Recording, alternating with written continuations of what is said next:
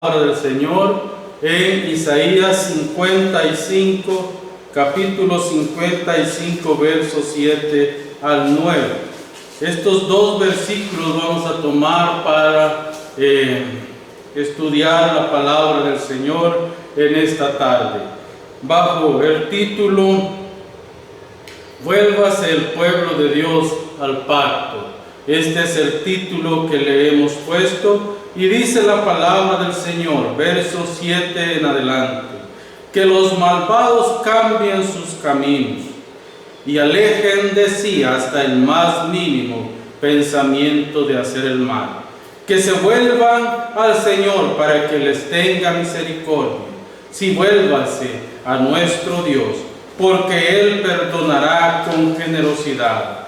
Mis pensamientos no se parecen en nada a sus pensamientos, dice el Señor, y mis caminos están muy por encima de lo que pudieran imaginarse. Pues así como los cielos están más altos que la tierra, así mis caminos están más altos que sus caminos, y mis pensamientos más altos que sus pensamientos. Esta es la palabra del Señor que nos instruye para que sigamos adelante en sus caminos. En esta tarde necesitamos meditar en el camino del Señor. Este es un camino principalmente de autonegación, pero también es un camino de fidelidad al pacto que Dios ha hecho con nosotros. ¿Qué es la autonegación? Todo aquel que ama a Dios debe por naturaleza aborrecer el pecado. Debe de aborrecer todo aquello que lo desvía del propósito de Dios. Cuando una persona dice amar a Dios, su vida debe de ser diferente a la de un impío, a la de una persona que no tiene ninguna relación con Dios. La ley ha revelado el Evangelio, la ley de Dios ha revelado el Evangelio, ya que sin ley no hay Evangelio. Mientras la gracia nos sostiene para guardar la ley de Dios. Así que estas son dos puntas del lazo de una misma, de un mismo lazo, dos puntas de un mismo lazo. La gracia y la ley caminan de la mano. Entonces Dios nos hace un llamado al pacto. El cristiano que vive para Dios vive en obediencia y sumisión al pacto que Dios ha hecho con su pueblo. Un pacto eterno, un pacto de gracia es el que Dios ha hecho con nosotros. Un pacto en el que Dios ha establecido su temor en nosotros y nos ha llamado a ese temor. Un pacto que nos ha confirmado como hijos de Dios, como hijos del reino, y que al final de los tiempos Dios se encargará principalmente en llevarnos a estar con Él. La persona en la que Dios ha puesto su temor se guarda para Él, se guarda con temor y temblor en todo momento de su vida y sigue prácticamente los estándares que Dios ha establecido para este pacto. Sigue esas cosas que Dios ha puesto para que nosotros nos conduzcamos hacia Él. Entonces, amados hermanos, esto implica aplicar a nuestra vida las normas en la vida cotidiana, las normas que Dios ha prescrito para nuestra vida cotidiana. El cristiano que vive para Dios se niega a sí mismo y toma su cruz cada día y sigue al Señor y Salvador Jesucristo. Sin esto nosotros no tenemos oportunidad. Sin esto nosotros estamos alejados de la ciudadanía de Dios. Entonces, en este sermón vamos a estar viendo dos cosas principales, aquellos distintivos que Dios por nos ha puesto prácticamente para llamarnos a una relación, para traernos a su reino. Y segundo, la ruta que Dios ha establecido para que su perfecto plan sea hecho en nosotros. Entonces veamos los distintivos de este pacto, los distintivos que Dios nos da en Él, en su pacto, deben de producir en nosotros temor y temblor. Son distintivos importantes que nos ayudan a entender por qué Dios es santo y pide de nosotros esa santidad. La terminología que Isaías usa es pintoresca en estos versículos, pero son importantes. Pasa de la expresión de llamar a la persona al camino de Dios y para lo que implica guardar nuestra mente y corazón para Dios. Dios pide de nosotros el ser completo y que cada uno de nuestros pensamientos estén sometidos a la obediencia a Cristo. Dios no solo es distinto a los seres humanos, sino que nosotros podemos ver en la acción de Dios las distinciones que Él tiene con nosotros. El hombre es llamado al arrepentimiento. Dios nunca va a ser llamado al arrepentimiento, porque Dios ni siquiera puede, no es que no debe, sino que ni siquiera puede contaminarse con la representación del pecado. ¿Por qué? Porque Él es santo y en su santidad Él no puede contaminarse con el pecado. Por eso es que Isaías usa el vocabulario: vuélvase el impío, vuélvase el inicuo al camino de Dios. Vuélvase aquel que no conoce de Dios al camino de Dios, porque la única manera de encontrar misericordia y perdón y gracia en Cristo Jesús es al escuchar la voz de Dios y atender la voz de Dios y volvernos de nuestros malos caminos al camino que Dios nos ha trazado. Un camino doble. Vuélvase puede tener una doble entendimiento. Primero, un llamado al pecador: deja el camino de pecado, deja el camino de maldad, deja el camino de transgresión y vuélvete al Dios que te ha elegido como hijo suyo.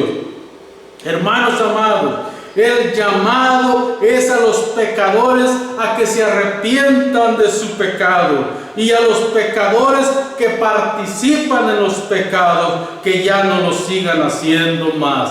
Este es el llamado, es un llamado personal: deja el pecado. Pero también hay un mensaje general, que es el mensaje de regresa. Este ya es un mensaje para aquellos cristianos, para aquellos hermanos que por alguna razón se alejaron del camino de Dios, para aquellos hermanos que por alguna razón decidieron no continuar yendo a la iglesia ni seguir en una relación con Dios. Pues el mensaje de Isaías es: hermano que te has descarriado, hermano que caminas por un camino diferente, el llamado de Isaías es: vuélvete a Jehová, que es grande en misericordia, para perdonar tus pecados.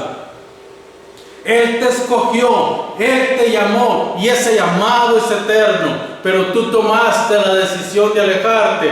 Por eso, vuélvete a Dios, que es grande en misericordia, para perdonar tu pecado. Regresa a Él. Hermanos amados, Dios obra la salvación en los corazones de aquellos que son su pueblo, de aquellos que fueron elegidos por Dios desde antes de la fundación del mundo. A esos son los que Dios sigue llamando. ¿Cuál es el primer distintivo que encontramos en el versículo 7? Primero vamos a ver lo que son los altos estándares de Dios para la vida cristiana. Este es el primer distintivo. Un pecador jamás podrá por cuenta personal volverse a Dios. El hombre está imposibilitado para ir a Dios. El pecado lo ha entenebrecido, el pecado lo ha vuelto ciego, el pecado lo ha vuelto sordo, el pecado lo ha vuelto manco, cojo y todas las otras cosas que pueden definir a una persona que ha caído de la gracia de Dios. Entonces está imposibilitado de ir a Dios y buscar a Dios.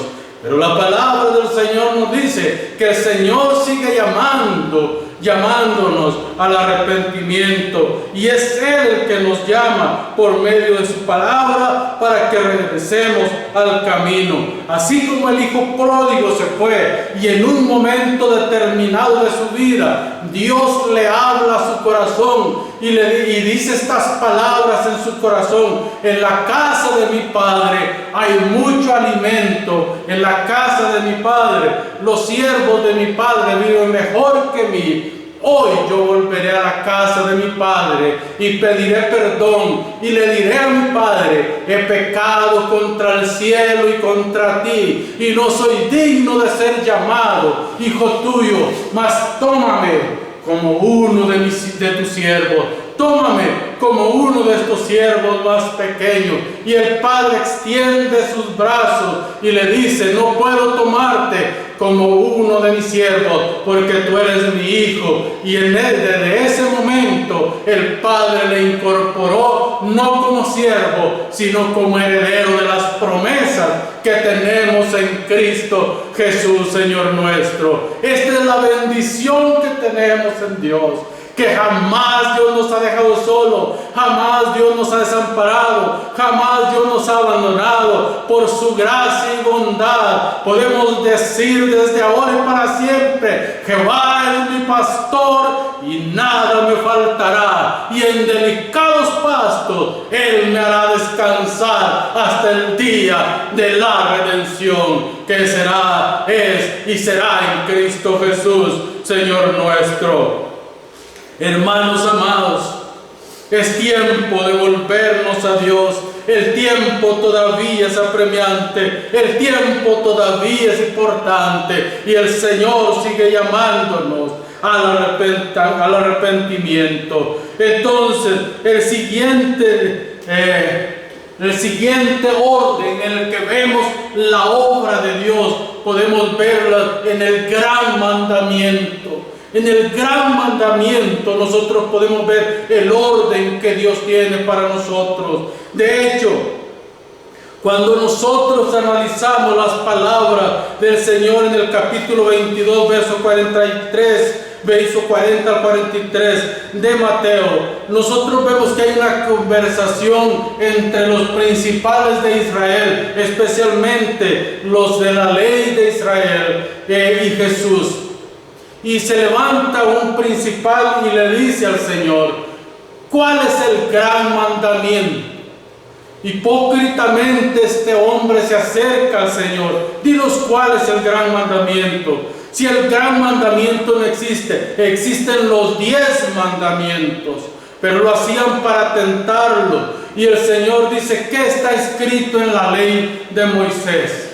Hay 10 mandamientos, 4 que nos conectan con la divinidad y 6 que nos conectan con el prójimo. Entonces el gran mandamiento es este: amarás al Señor tu Dios con todo tu corazón, con toda tu alma, con toda tu fuerza, con todo tu ser. Amarás al Señor tu Dios. Y el segundo mandamiento no es menor que el primero, dice el Señor, porque están interrelacionados, están conectados el uno con el otro. El segundo mandamiento es: amarás a tu prójimo como a ti mismo. En esto están resumidos la ley y los profetas: amar a Dios con todo el ser y al prójimo como a nosotros mismos. En esto está la ley resumida, y por eso es que Jesús es enfático al decir que el que no ama a Dios no puede amar a su prójimo, está imposibilitado para esto. Y el apóstol Juan dice que en esto es revelado el amor de Dios,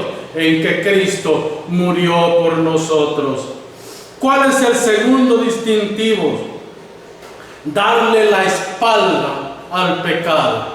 Este es el segundo distintivo que encontramos. En todas las épocas se exhorta a los hombres a buscar a Dios, a buscar al Señor de todo corazón, con toda nuestra mente, con toda nuestra alma, ya que las oportunidades pasan y el juicio de Dios viene sobre los impíos, sobre los rebeldes, sobre aquellos que no quieren nada con Dios. Cuando elevados son los pensamientos y los caminos de Dios, cuán grandes e inescrutables son los caminos de Dios, pero Él ha revelado en su palabra los caminos que quiere que nosotros, en los que quiere que nosotros caminemos, para que alcancemos bondad, para que alcancemos misericordia, para que alcancemos la bendición de Dios por medio de su gracia, una gracia que ninguno de nosotros merecemos. La convicción de un cristiano radica en el llamado que Dios le hace. ¿Por qué? Porque Él inicia esa obra en nosotros. Y así como Él inicia esa obra en nosotros, Él la perfeccionará. Somos necios, hermanos, al creer que podemos ajustar a Dios a nuestros pensamientos. Somos necios al creer que nosotros podemos manipular a Dios para que haga nuestra voluntad. Si los que somos llamados día y noche somos nosotros a hacer la voluntad de Dios.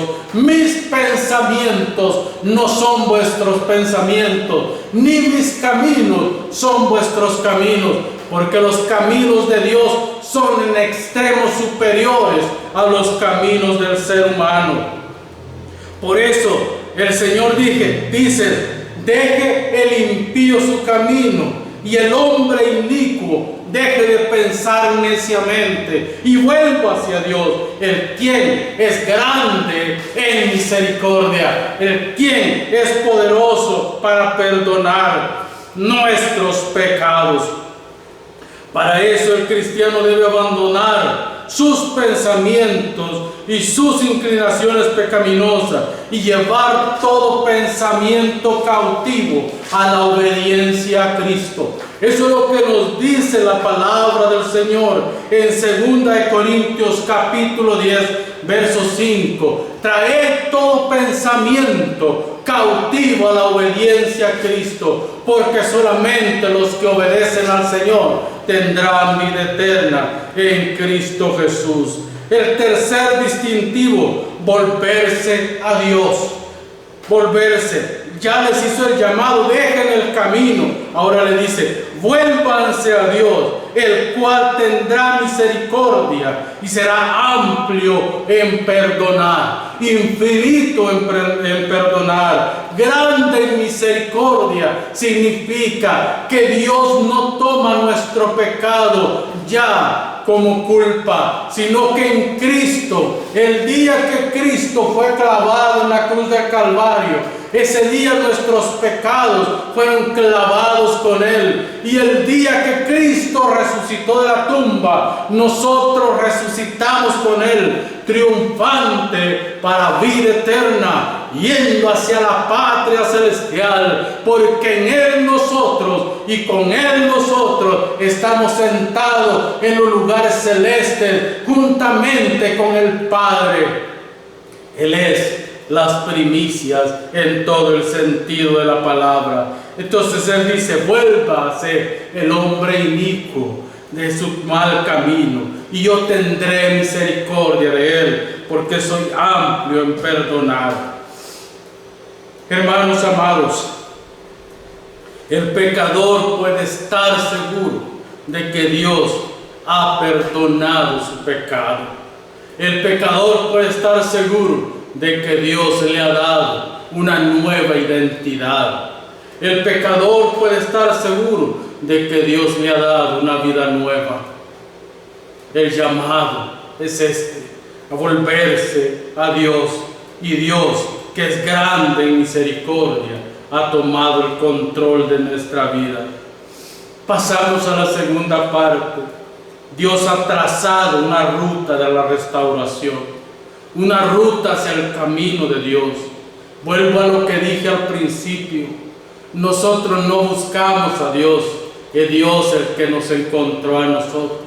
Es Dios el que salió al encuentro, es Dios el que salió a buscarnos y en su bondad y misericordia nos encontró heridos, golpeados, semi-muertos. Él nos encontró y inyectó vida en nosotros, y en esa vida que Él inyectó en nosotros, hoy podemos decir con el escritor: gracias, Padre, porque en ti hemos sido alcanzados.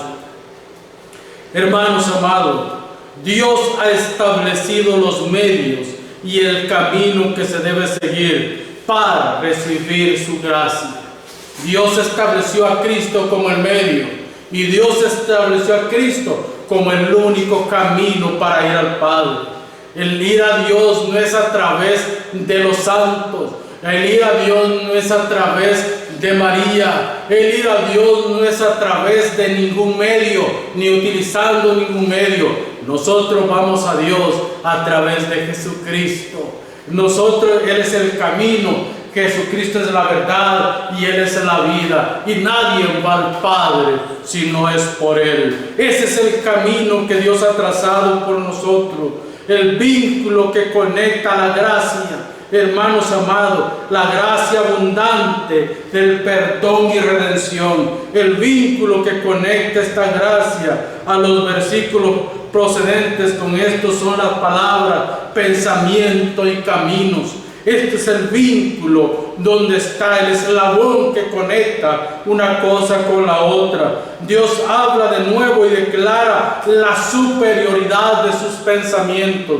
la superioridad de su ser sobre nosotros. Y Él dice: los caminos y pensamientos de los humanos son malvados y perversos, pero mis caminos son perfectos y que llevan a la vida eterna. De hecho, Moisés escribe en Génesis 6:5 las palabras: y vio Jehová que la maldad de los hombres era mucha, abundaba en la tierra, y tomó Dios la decisión de erradicar a la humanidad. Estas son las palabras que describen mejor lo que somos nosotros sin Dios y lo que llegamos a ser nosotros con Dios.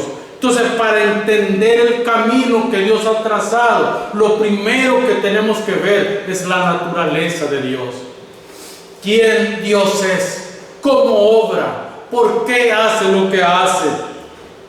Hermanos amados, el hombre tiene un problema con el pecado. Sin embargo, además de el hombre está limitado por el espacio, el tiempo y muchos otros elementos que lo limitan. El hombre no es trascendente, el hombre tampoco puede ser inmanente en su perfección. Es solamente Dios es trascendente e inmanente. Entonces, por eso es que Él nos llama a esta libertad. Pero este no es el caso de Dios, que Él es superior al hombre en todo el sentido de la palabra. En su divinidad, en su excelencia, en su eternidad, en todos los atributos, Dios es superior al hombre. La manera de ver la vida, el mal y todo lo que existe es diferente entre Dios y el hombre. Dios ve el mal como las consecuencias de la caída. El hombre ve el mal como un deleite, como algo en lo cual él puede sentir y tener contentamiento. Sin embargo, Dios ve el mal, Dios ve el pecado con dolor, con repudio. ¿Por qué? Porque Él es santo, y santo en toda la extensión de la palabra. Hermanos amados, es todo, es sobre todo este abismo de diferencia que la voz activa y gloriosa de Dios lo dice. En el verso 6, por ejemplo: buscad a Jehová mientras puede ser hallado, llamadle entre tanto que está cercano. Deje el hombre su mal camino y sus pensamientos pecaminosos y vuélvase a Dios. Es este el llamado de Dios, un llamado de gracia, un llamado de bondad, un llamado de misericordia. Es que existe una diferencia abismal entre el hombre y Dios.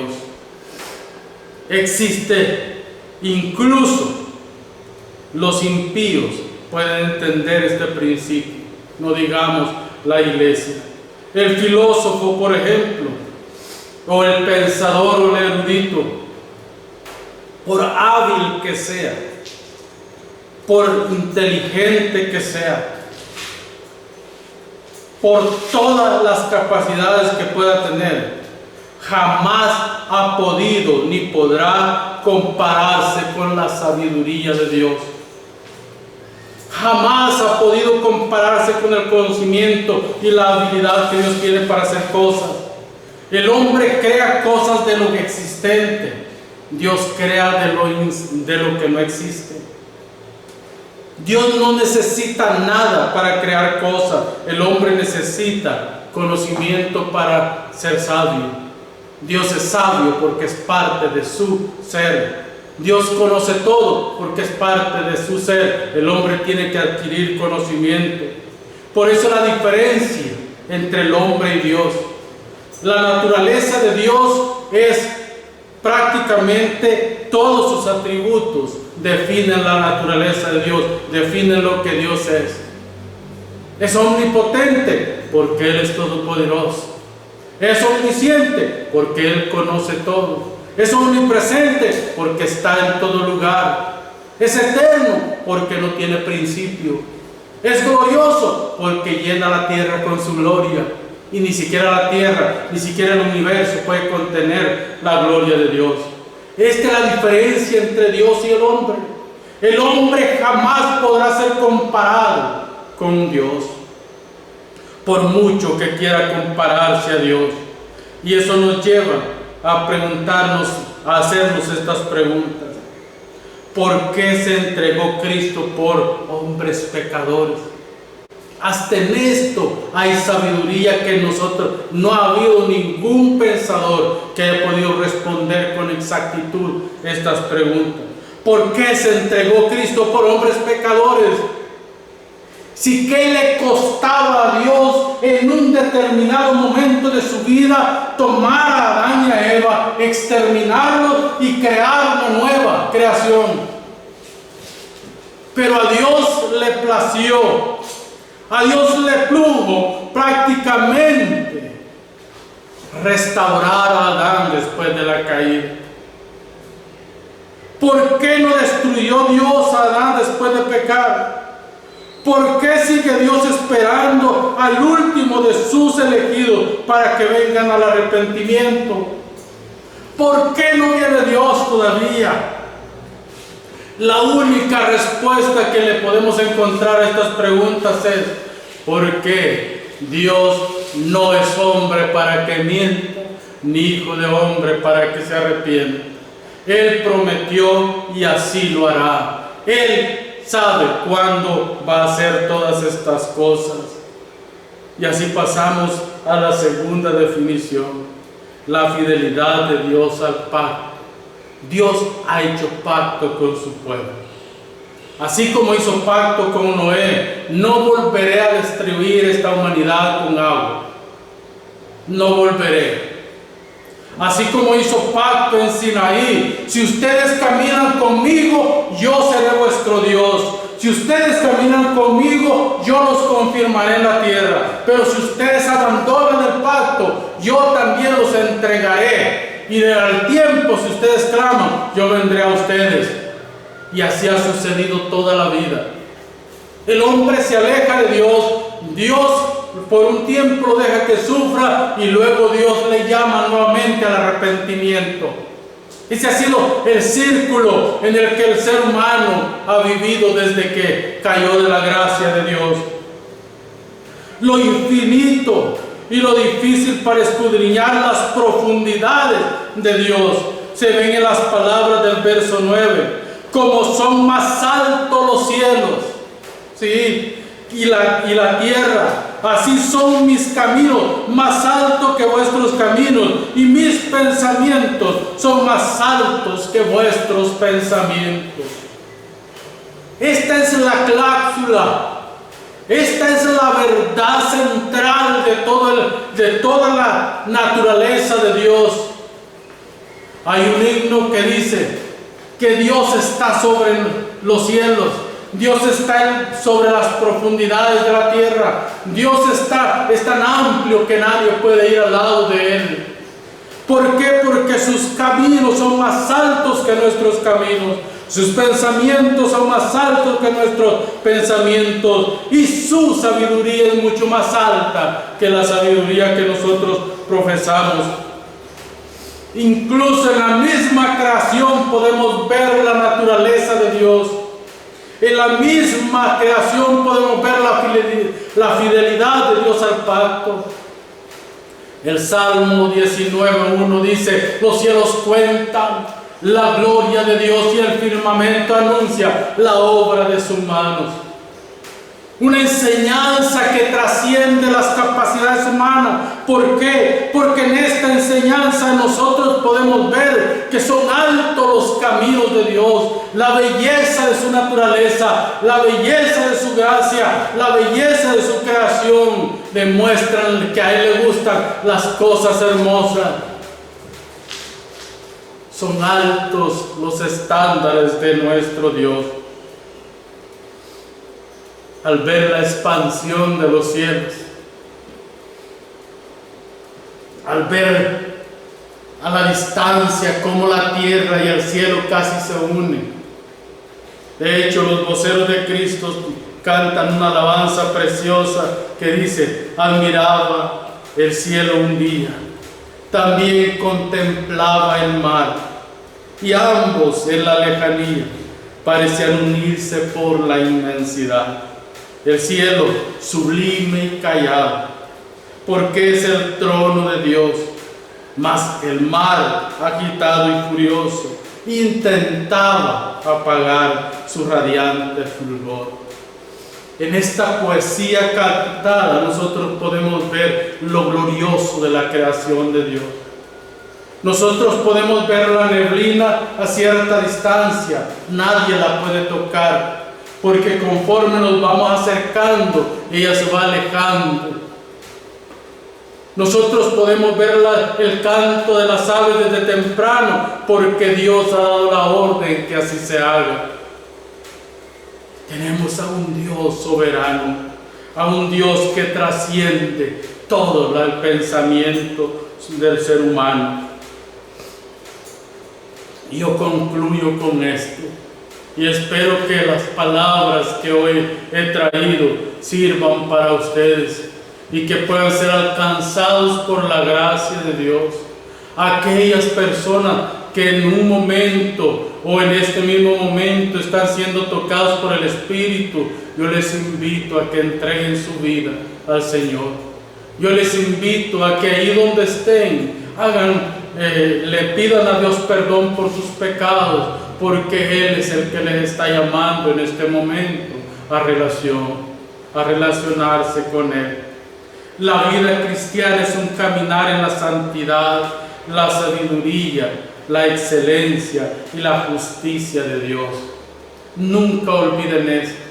La vida cristiana es un camino para caminar en la santidad, la sabiduría, la excelencia y la justicia de Dios. Nosotros necesitamos volvernos a Dios. Necesitamos volvernos al camino antiguo, a la senda antigua, aquellas que tienen suficiente para darnos salvación y vida eterna. Hay que vivir alertas y preparados en oración y en la palabra para vivir una vida en la plenitud del Espíritu de Dios. Muchas gracias por este tiempo, por su atención. Muchas gracias por darnos la oportunidad de llegar hasta sus hogares con el mensaje de salvación. Y esperamos que esta palabra haya sido de mucha bendición para ustedes. Oramos al Señor en este momento y le decimos: Padre, en el nombre de nuestro Señor Jesucristo te damos las gracias por este tiempo, Señor, por tu palabra expuesta, predicada, Señor, enseñada. Que las personas que la han escuchado, Señor, puedan venir al arrepentimiento. y puedan ser alcanzadas por tu gracia, Padre. En tu nombre, Señor. Nosotros no podemos hacer nada, Señor, pero usted sí puede hacerlo, Padre. En el nombre de su Hijo amado Jesucristo, nosotros le pedimos, Señor, que haga la obra, Padre, en el corazón de las personas y que puedan entender, Padre, que es necesario, Señor, enderezar el camino y a su santidad y a su perdón. En el nombre de su Hijo amado, Señor, hemos predicado con temor y temblor, esperando que la palabra sea, Señor, que no regrese vacío, sino que haga la obra para lo que fue enviado. En el nombre de Jesús. Amén.